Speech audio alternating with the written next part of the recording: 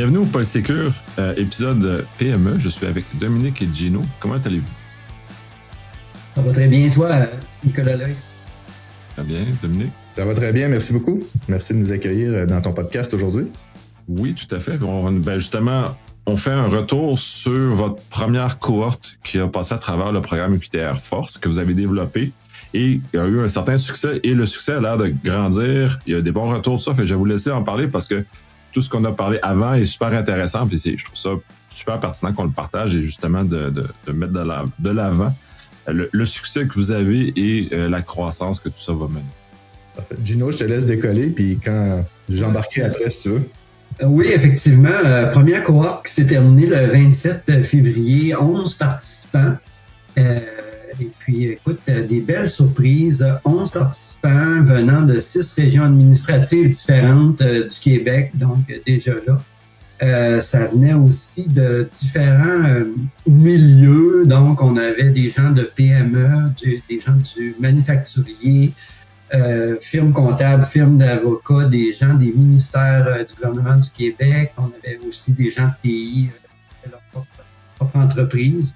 Donc, c'était vraiment varié au niveau des apprenants. Puis, ça nous a fait plaisir.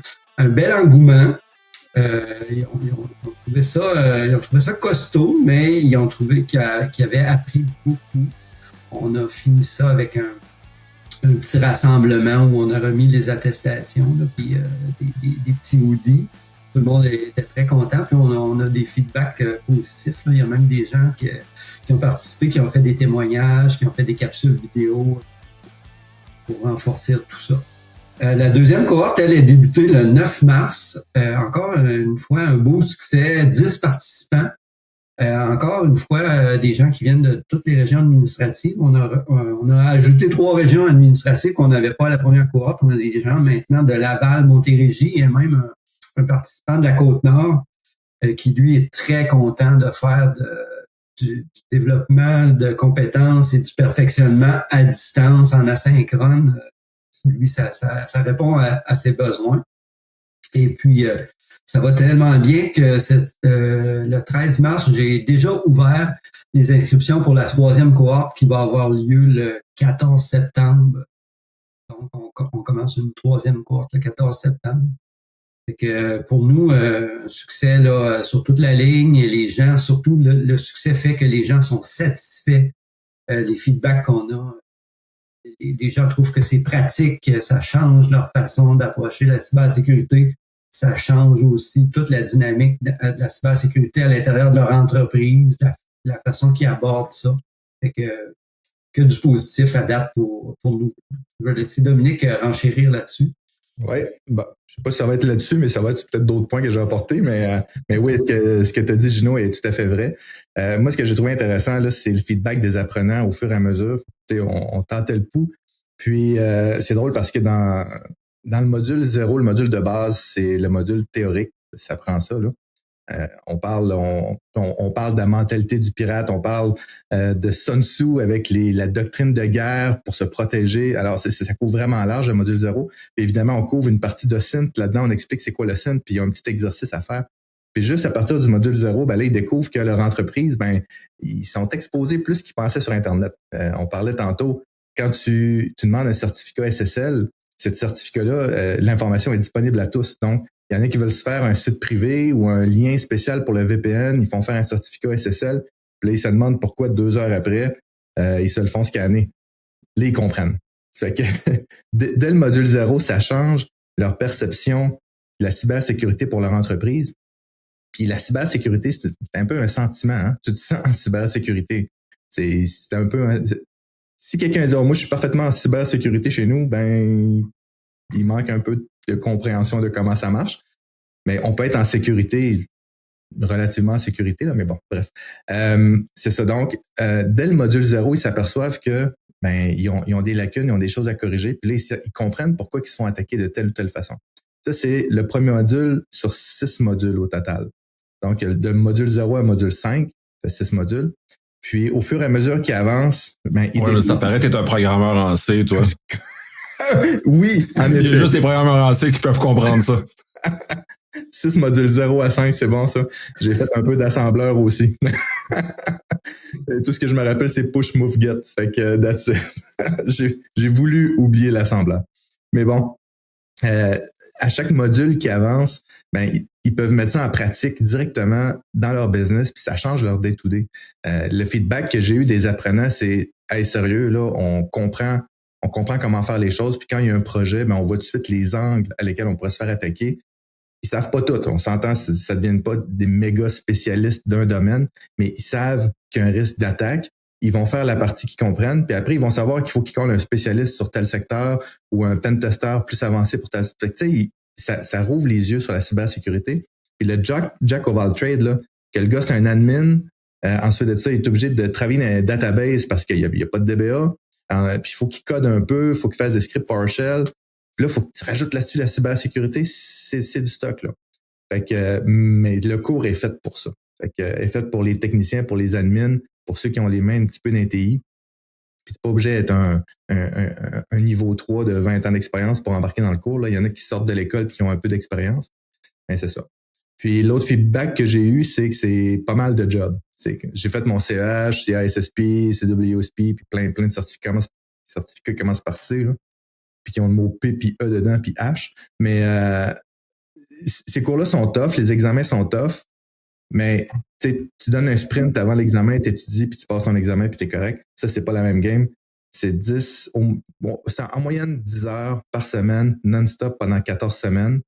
Puis, t'as des modules, t'as des laboratoires à faire, tout ça. Fait qu'ils trouvent que c'est du niveau universitaire. Fait que c'est pas un petit cours qu'on pogne sur les plateformes qu'on connaît comme Udemy ou Pluralsight, là. C'est plus costaud que ça. Fait que, ils trouvent ça le fun. Puis, je pense la partie que les gens ont trouvé le fun aussi, à la fin, on s'est tous réunis pour remettre les certificats. J'ai amené tout mon stock de lockpicking, puis on faisait des concours de lockpicking. C'était vraiment trippant, là. Ça reste le fun, pareil, faire du lockpicking. C'est pratique en entreprise aussi de savoir qu'il faut mettre des bonnes serrures, puis il faut mettre des caches lock, puis où mettre les caméras, parce que ça vaut plus que juste le lockpicking. Là, les caméras, où les mettre, comment sécuriser ses serveurs. Mais ça reste que des cours de lockpicking, il n'y en a pas tant que ça. Puis nous autres, on en offre un dans le cours. Fait que ça, c'est cool. Ouais, c'est super intéressant parce que justement, quand tu mentionnes, c'est intense. C'est sur 14 semaines. C'est de façon continue. Et c'est pas des choses juste ponctuelles comme les certifications, parce que c'est ça que c'est juste ponctuel, où il n'y a pas un réel volonté d'apprentissage, mais une volonté de mesure de ta capacité à avoir retenu les choses essentiellement. Là, on est dans un contexte d'apprentissage soutenu pour l'intégration réelle des connaissances qui sont, en tout cas de ce que j'en comprends, fondamentales. Puis je trouve ça intéressant cette approche-là parce qu'on est dans un contexte où on parle pas beaucoup sur la théorie. Vous en donnez quand même un peu un point de départ pour que vos étudiants aient le même langage. Mais après ça, vous mettez en pratique réellement pour que le Jack of all trades soit capable de, demain matin, il est éveillé. Fait que là, il comprend. Puis ça, je trouve ça super chouette parce que de mon expérience, c'est vraiment l'étape 1 ou l'étape 0 si on est en son programme en C, où on essaie d'ouvrir la conscience et je trouve ça génial, cette approche-là. Puis en plus, qu'il y a des feedbacks super positifs par rapport à ça. Ouais. Et tu sais, comme un exemple, excuse-moi, Gino, je t'ai emballé, là. Il y a, mettons, Print Nightmare. On a tous entendu parler, là. Ben, Gino, je sais pas si t'en as entendu parler, mais Print Nightmare, Nicolas Oléic, c'est sûr que tout le monde en a entendu parler. Mais il y a encore des business qui ont cette vulnérabilité-là dans leur entreprise. Fait qu'on montre aux apprenants comment les pirates font pour l'exploiter. Eux-mêmes le mettent à l'épreuve, ils l'exploitent. Alors, avec du Metasploit et tout ça, ils exploitent du Print Nightmare. Puis là, rendu dans leur entreprise, ils peuvent le tester. Ben, check bien ça l'affaire. C'est que ils testent. Puis là, ensuite, quand ils vont voir leur direction pour dire, écoute, il faut faire de quoi? Il faut débarquer nos serveurs 2008, puis il faut débarquer nos serveurs 2012. Puis là, ils disent, ouais, mais pourquoi, c'est quoi le risque? Je vais te le montrer. Puis là, ils exploitent le Print Nightmare dans l'entreprise. Écoute, l'impact que ça a, c'est énorme. Eux, en plus, vont en parler à d'autres, vont dire, écoute, il faudrait vraiment que tu pimpes ta cybersécurité. Ça va faire boule de neige. Puis je pense que là, on a juste fait une cohorte, on commence une deuxième cohorte. Mais dans 2-3 ans, je pense que réellement, ça va faire une différence dans les entreprises, dans les PME du Québec. Puis peut-être même à l'international, parce que là, on est rendu là, ça a l'air, là. Fait que, tu sais, je suis ouvert à aller donner des cours en Europe et partout dans le monde, Gino. Je te dis ça de même. Nicolas, faudrait que tu viennes toi aussi pour faire le podcast, voir comment ça se passe, non? Oui, oui. Ah, absolument. Moi, j'aime ça voyager. Fait que je vais suivre, c'est sûr, c'est sûr. Ça serait fantastique. Nicolas, dans les petits ajustements qu'on a faits, on a écouté vraiment là, les commentaires des gens. Donc, dans les ajustements qu'on a faits, c'est que on a ajouté une semaine pour le module de base, là, ce qu'on appelle le module 0. Là. Les gens ils trouvaient qu'en 2 semaines, c'était vraiment costaud puis que c'était beaucoup d'heures. Fait qu'on a décalé un peu tout. On avait une semaine de sécurité physique là, où on a enlevé un peu de temps pour contrebalancer. Un autre ajustement qu'on a fait qui est important pour les apprenants, c'est qu'on a rajouté une semaine de relâche en plein milieu du parcours. Pour ceux-là qui avaient un petit peu de retard pouvaient se donner du lousse pour rattraper. Puis ceux qui n'avaient pas de retard, ben, ça leur donnait une semaine pour un peu décanter tout ça, là, puis se changer les idées parce que c'est intense du fait que c'est soutenu. Il faut que les gens mettent l'effort à toutes les semaines.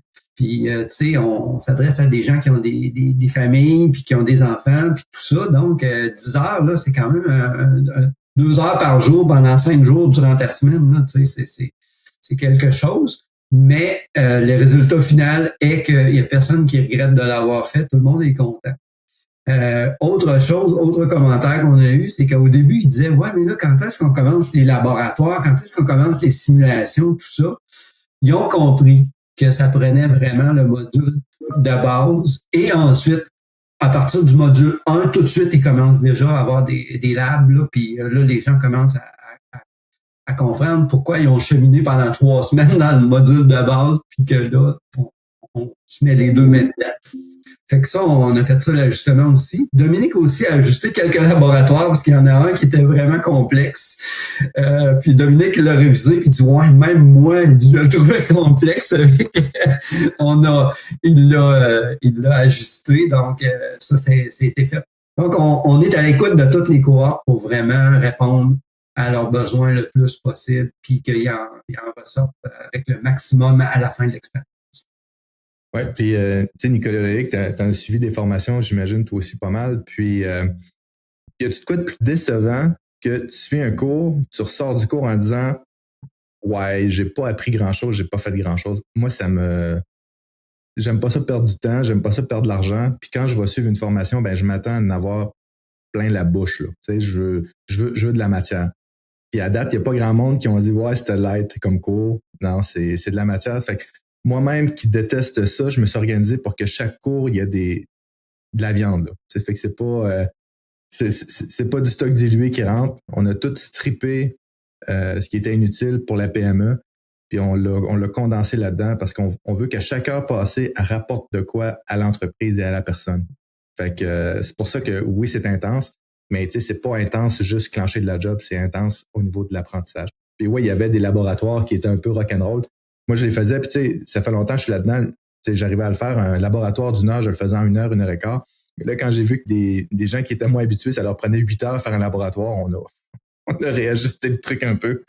Fait que c'est ça. Fait qu'il y a 2 laboratoires qu'on a modifiés pour que ça soit un petit peu moins dur. Puis c'est correct aussi, là. La matière est là pareil, c'est juste que les défis sont plus réalistes un peu.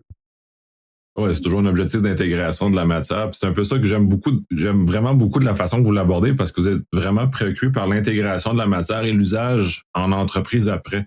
Ce qui est pas ou plutôt rare dans les formations que j'ai vues durant ma vie, où il n'y a pas de soit de lien direct, soit c'est purement théorique, ou soit t'en as pas assez, comme tu m'as dit, t'en sois pas plein la face quand t'es là, fait que t'es un peu déçu parce que tu sors pas avec quelque chose que tu sens tangible qui te permet de progresser. Fait que clairement, vous avez réussi à mixer les deux et vous continuez à l'évoluer aussi. Puis c'est aussi, je lève mon chapeau parce que c'est rare que les programmes de formation vont évoluer vraiment. Ils en font un, puis ensuite, jusqu'à temps que Meurs s'en suive, ils vont donner le même cursus. Et en cyber, ben, dans le temps, ça même si les notions de base demeurent, ça vieillit pas super bien quand on fait ce genre de choses-là. On est décalé par rapport au réel. Absolument. Puis nous, à chaque année, on a du temps pour mettre les modules à jour. Du fait que c'est très, très modulaire, ben on s'aperçoit que, bon, on s'entend le lockpicking, ça évolue pas tant que ça. Il y a des nouvelles séries, des trucs de même, mais tu sais, au niveau de tout ce qui est attaque logicielle, ce qui est Wi-Fi, tout ça, par exemple, là, quand on a commencé le cours, on était à CVSS 3.1. Ben, quand on a commencé à monter le cours, on était à CVSS 4. Fait que, on l'a mis à jour. Fait qu'on met ça à jour à tous les années. Puis, qu'est-ce qui est cool aussi, c'est que on reste en contact. Tous ceux qui ont suivi le cours, on forme un groupe qui va grossir à chaque cohorte. Puis, voilà 2 semaines, il y en a un qui disait, hey gang, j'ai eu un cryptovirus. Ça arrive. Tu sais, c'est pas parce que tu suis le cours que c'est garanti que tu te feras pas hacker, là. Puis il dit, voici l'attaque, voici le pattern, protégez-vous, voici comment c'est rentré. Puis il a partagé avec tout le monde du groupe, tous ceux qui étaient dans... C'est un Discord privé qu'on a, là. Voici toute l'attaque, voici à quoi vous devez faire attention avec tous les patterns d'attaque, tout ça. Puis là, toutes les autres ont dit, parfait, nous autres, on a ajusté nos règles. Les autres ont travaillé là-dessus sur les systèmes de détection. Ça fait que, avec le temps, ça va bâtir une belle grosse communauté de gens en cyber qui ont le même désir pour le Québec d'avoir quelque chose de sécuritaire. Puis partage d'informations des entreprises, là, on dirait que tout le monde a honte quand ils se font hacker. Au lieu d'avoir honte, ben, profitons de ça pour s'aider mutuellement puis dire voici un pattern d'attaque, faites attention, voici comment c'est arrivé. Pas obligé de dire les pertes, pas obligé de dire c'est à cause de qui, ça on s'en fout, là. C'est vraiment savoir comment on peut s'aider à se protéger. Puis présentement au Québec, il n'y a pas tant ce partage-là. Les gens ont comme un peu honte. Mais... Ouais, je vais faire du pouce là-dessus un peu. Puis je trouve ça intéressant que vous fassiez une communauté parce que vous êtes en marge de la communauté en cybersécurité. Puis c'est une bonne chose que ça soit en marge parce que pour bien des gens qui sont en dehors du domaine, la marche a l'air tellement grande avant de s'intégrer dans la dite communauté qu'ils se sentent mal puis ils ont honte ou sont gênés parce qu'ils font des erreurs qu'on les 10 experts on ne feront pas ou en tout cas bref. C'est le fait de créer une espèce de communauté de pratiques, de gens qui débutent, qui commencent, qui s'intéressent et qui veulent progresser, c'est d'autant plus intéressant et surtout en marge de la communauté que Dominique et moi on connaît, mais en marge de celle-ci parce que c'est pas le même mindset qu'on a dedans. Puis nous on est plus des vieux, on a des cheveux gris, on a des cicatrices de guerre et tout. Et ces apprenants-là n'ont pas ça. Et faut leur laisser la chance de s'exprimer avec des gens qui sont dans le même mindset qu'eux autres, qui la communauté telle qu'elle n'est pas tout à fait le même mindset, là, faut pas s'en cacher. Là. Ouais. Puis écoute, peut-être à un moment donné, ils gagneront leur kilt. Ou leur licorne, tout dépendant dans quel train qu'on va aller, là. Notre prochaine rencontre, Nicolas, si on fait on va faire des rencontres, là, pour des gens de cybersécurité, ces gens-là vont peut-être être invités. On pourra venir en kilt, tous des vieux de la vieille, là. Je sais que t'as encore ton kilt. Ouais, on pourra faire ce genre de... Oui, mais tout à fait, là, ça fait, j'aime ça parce que ça ajoute de la couleur, puis ça frappe l'imaginaire, donc ça arrive au message qui est genre, on n'est pas sérieux non plus. C'est un peu à travers ça que j'essaie de ramener on a du plaisir dans la grande communauté aussi, on a du plaisir. Fait que tous les apprenants qui veulent grandir, il y a beaucoup de place pour eux autres de venir se joindre à la grande communauté de cyber. Mais ça leur laisse la chance de progresser à une vitesse qui est raisonnable puis qui se décourage pas parce que ça peut être décourageant quand on tombe avec des gens qui ont beaucoup d'expertise puis nous on commence des fois c'est pas ça n'aide pas la motivation mais oui ou en licorne ou whatever là, ce que ça mais c'est oui si vous organisez quelque chose avec vos apprenants ça va me faire plaisir d'arriver avec mon kilt. Tommy, tu peux faire la même chose aussi. Oui, absolument, je vais mettre le mien. Là. On développera un tartan couleur UQTR. Ah, ça pourrait être intéressant. Ouais, écoute, je suis partant, là. Le vert, ça me va bien, là. Il y a quelque chose de le fun aussi, c'est que au niveau de la communauté, tu sais, bon, on le sait, les fournisseurs font leur travail, puis c'est correct, mais tu sais, ce qu'ils proposent, quand tu as un marteau, tout devient un clou, là. Fait qu'eux, ils ont des marteaux, c'est que tous leurs produits deviennent les meilleurs clous du monde. Mais avec cette communauté-là, c'est que il y a plusieurs compagnies, il y a plusieurs types d'entreprises, ils ont des technologies différentes. Plein de qui disent, écoute, j'ai besoin d'un WAF, j'ai pas beaucoup de budget, qu'est-ce que vous utilisez? Puis là, les gens se parlent entre eux autres, puis sans dire nécessairement des recettes d'entreprise, de dire, écoute, regarde tel produit, je travaille avec eux autres, c'est le fun. Fait que ça permet aussi d'avoir peut-être une vision agnostique de différents produits qui se trouvent sur le marché, les pour et les contre. On n'a pas peur de dire ce produit-là va bien ou ce produit-là va mal ou le support est bon, le support est pas bon.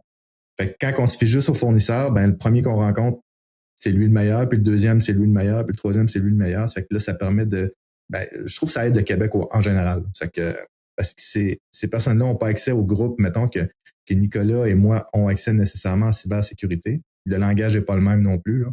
Fait que, non, je trouve que c'est super bien. Fait que, je suis pas mal emballé, là. Gino, est-ce que tu veux rajouter des choses sur cet emballement-là?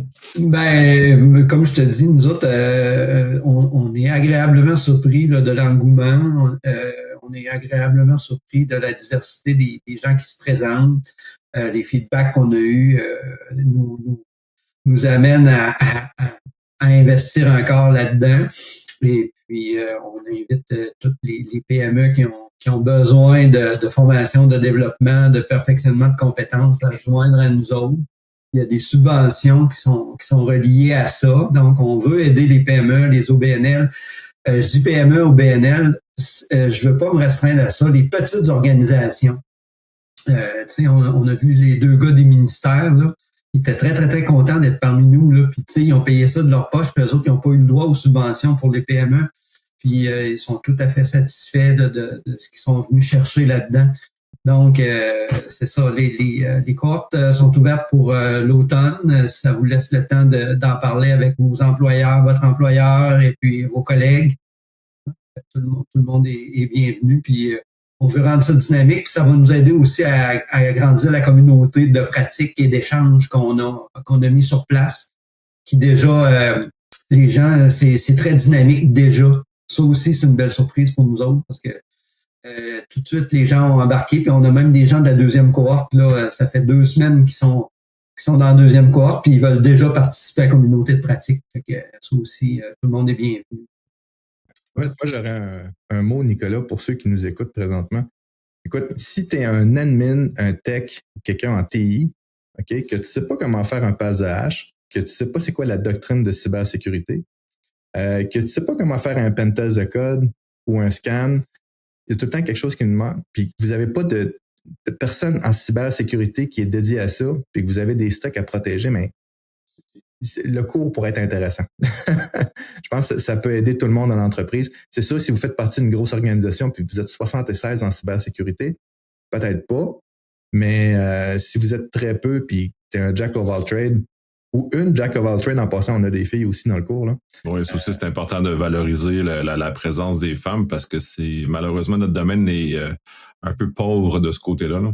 Ouais, c'est ça. On a une fille, une femme dans deuxième cohorte, c'est vraiment intéressant, là. Fait que d'avoir différents types de personnalités, on a différents types d'entreprises. Fait que ça amène une richesse au cours. Fait que si de tout ce que j'ai parlé, tu sais pas comment faire, ben peut-être qu'il te manque quelque chose, là. Fait que même lockpicking. Oui, ben aussi, mais tout ça, c'est pour faire éveiller les esprits, c'est très intéressant. Puis même à la limite dans les grandes organisations, parce que vous avez mentionné les gens de ministère, il y a des gens qui sont intéressés, mais ils savent pas par où prendre le problème. Les certifications, c'est dirigé vers un public spécifique. Quand votre formation est vraiment dirigée sur une entrée dans le marché, une entrée dans le domaine, une entrée dans les choses. Donc, c'est une très belle introduction. Puis ensuite, là, il y a votre communauté de pratique qui aide à grandir là-dedans. Fait que c'est tous des ajouts que je trouve très intéressants au marché. Là, on parle pour le Québec aussi. Là, vous avez peut-être l'international qui vous regarde avec des yeux très intéressés par rapport à ce programme-là. Ça répond à un besoin. Vous l'avez super bien saisi. Je suis fasciné parce que tout ce que j'ai vu jusqu'à présent pour ces marchés-là n'était pas dirigé de façon pratique vers ça. Je suis super emballé, puis d'autant plus que le succès démontre ce que vous avez, les efforts que vous avez mis, la réflexion que vous avez mis en amont pour créer le programme et d'arriver à cette matérialisation-là. Je veux dire, moi, je suis super content parce qu'on va aller vers un Québec plus sécuritaire et éventuellement peut-être un univers beaucoup plus sécuritaire avec des outils et des gens qui savent comment opérer ça. Fait que, messieurs, votre contribution, elle est géniale. Fait que, sur ça, je vous remercie. Et justement de ce partage-là que vous venez de faire, puis on va probablement en reparler parce que vous avez une troisième cohorte, ça commence à bouger, fait qu'il va y avoir d'autres occasions de venir partager de votre expérience et d'autres éléments connexes à ce programme-là. Ah ben, merci beaucoup, Nicolas Loïc, de ton temps. Merci de l'invitation en passant, puis la vitrine que tu me donnes, Nicolas Loïc, c'est extraordinaire. Merci beaucoup. Merci.